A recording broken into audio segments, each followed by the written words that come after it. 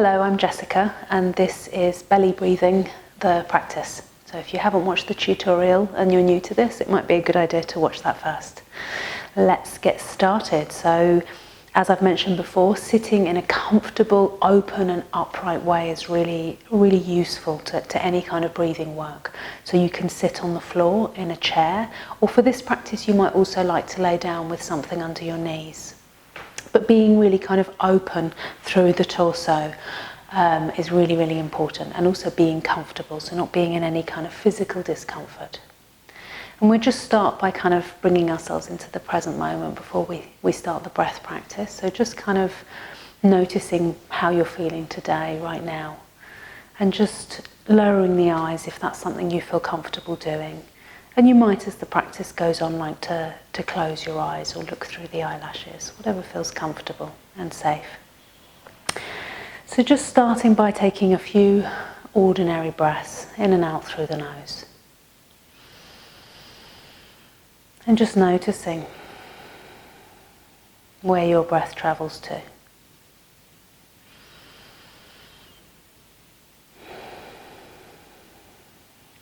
And if you know the Ujjayi breath, you might like to start that at some point, or you might like to leave that today. But we're just going to start just by placing our hand onto the collarbone, either hand, either side, just very gently, just beneath the collarbone in fact. And just continuing your ordinary breath. But taking your attention to the sensations and movement that might happen underneath that hand.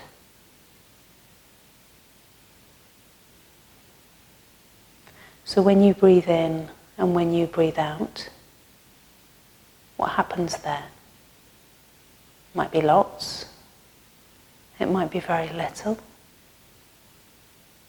it might be nothing at all. And there's no right and there's no preference. But just breathing normally. Can you feel any movement at all just there under your hand?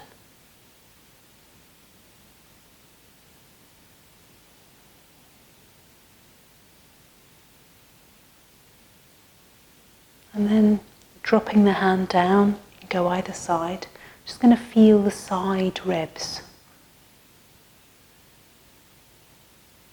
And the same thing, just breathing normally. Does that part of your body have any sensation? Is there any movement into the hand?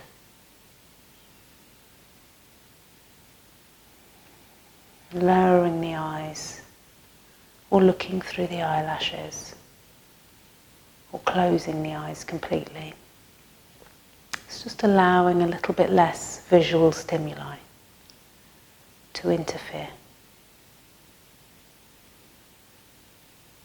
Just notice there, those side ribs, when you breathe.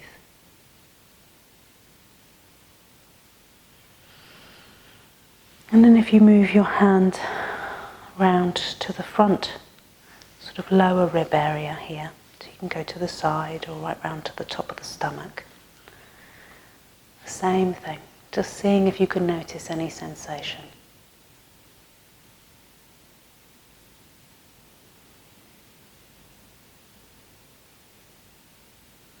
And sometimes it can be useful just to see if the face and the muscles in the face can release a little bit. Just let go of any tension in the cheeks or around the eyes or eyebrows, in the jaw. Perhaps releasing the tongue from the roof of the mouth if it's lodged up there. Sometimes when we release that tension, it's easier to notice little movements in the torso. And then lowering that hand down so that the thumb is on the belly button and the rest of the hand is just below. And again, just noticing when you breathe naturally, is there any movement at all?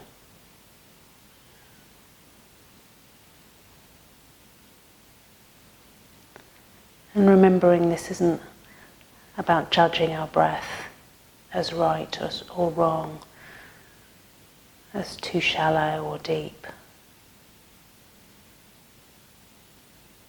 We're just exploring the sensations in our torso. The room that the breath can take up. We're just exploring how much room it takes. And then we are going to move into changing the breath. So when we're breathing in, we're going to fill up the belly as much as possible without moving the chest too much. So it can be useful, if this is new for you, to place one hand on the chest and one hand on the belly. And so in that way the hands become sort of biofeedback tools. The upper hand doesn't really move and the lower hand does all the movement. And so, as I've showed you before, when we're doing belly breathing and our diaphragm gets a bit looser, we can kind of see the belly moving, but this can take time because that diaphragm can be very tight, the muscle around this part, like a belt around the body. If we haven't been breathing into the lower parts of the lungs, then we haven't been stretching our muscle out. So when we breathe in, we're going to want to see the belly move if possible. Okay, so it will look something like this.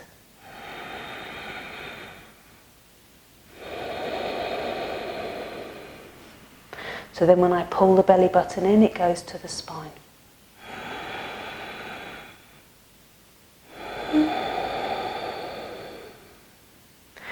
And it's really finding a distance and a breath that feels quite long and deep, but not so forced that you're feeling uncomfortable. But we do want movement to start to happen in the belly as much as is possible for you. So we're just going to start lowering or closing the eyes and breathing into the belly. Chest isn't going to move. And breathing out, the belly button moves towards the spine. Breathing in and breathing out. Breathing in and breathing out. Seeing if we can get the breath to be a little bit more slow now.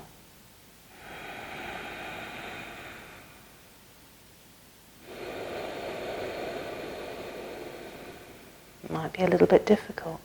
Just see where you can go at your own pace. Breathing into the belly.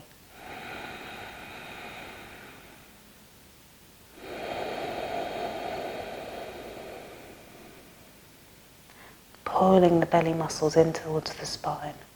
Breathing into the belly. And out. In and out through the nose.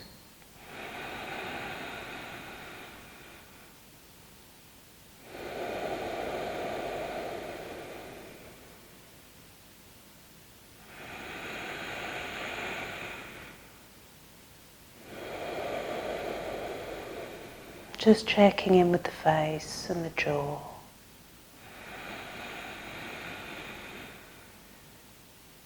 And the posture.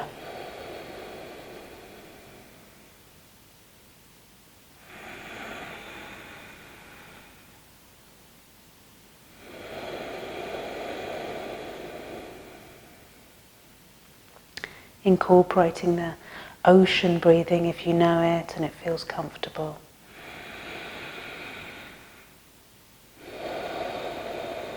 It can be really, really useful.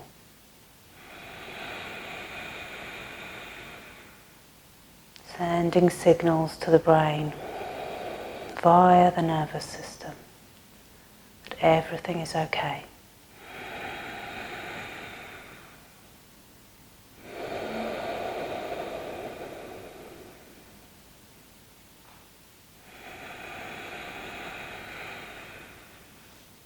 I'm going to take 3 more breaths like that.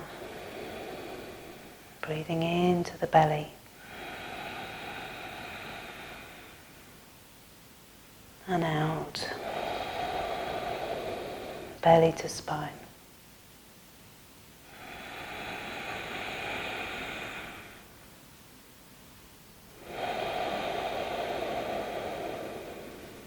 Last one.